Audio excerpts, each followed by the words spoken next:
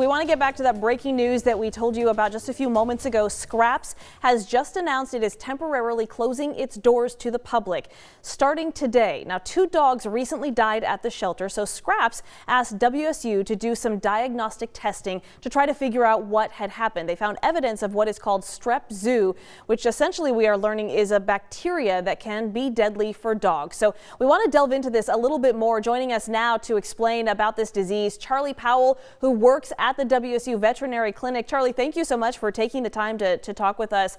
First of all, can you tell us just a little bit about Strep Zoo? I certainly have not heard of that. For people at home who don't know what that is, can you explain to us what that means? Yeah, the big long name is Streptococcus Zooepidemicus, and it's an emerging infection in dogs that has found its place now. And it's a very serious infection that occurs in dogs by this bacteria, and it can lead to death very, very quickly through hemorrhagic pneumonia.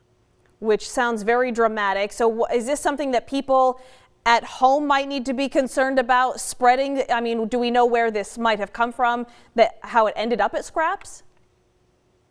Yeah, the complete pathology of how dogs become infected with this is not completely known.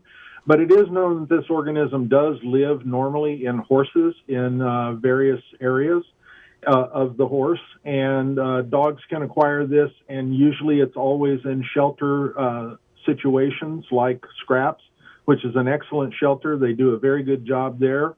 This can hit at any time for anyone's shelter. However, the issue here is that it kills dogs very fast. They have extreme shortness of breath.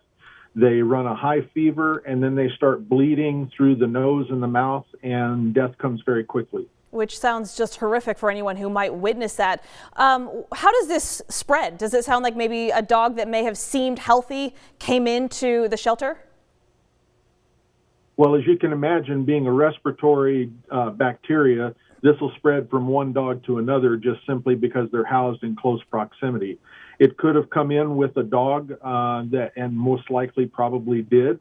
The fact that SCRAPS is going to close for a couple of weeks and do what I would consider to be a deep cleaning or a terminal cleaning, which means top to bottom everywhere, is probably the wisest thing to do, and it's what's recommended by the experts. So it sounds like they're trying to be proactive and doing the responsible thing to keep this as contained as possible, but it sounds like it is highly contagious.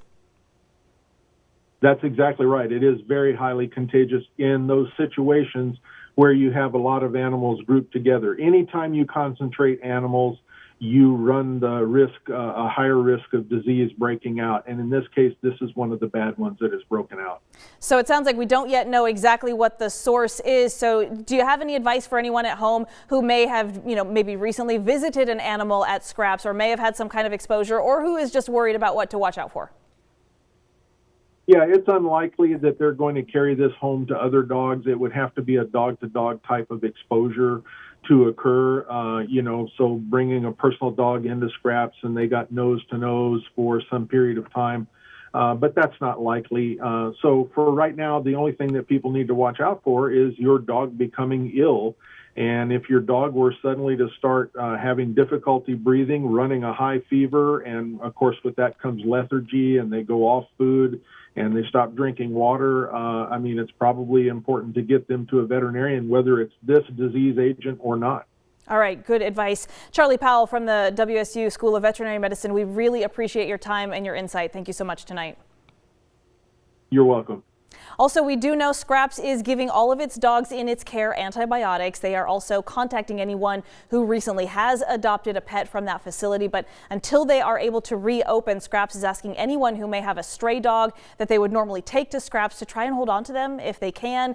They said they are able to take in some stray animals if it's absolutely necessary. So if you're in that situation, you can try to call them, but try to hold on to those dogs as much as you can.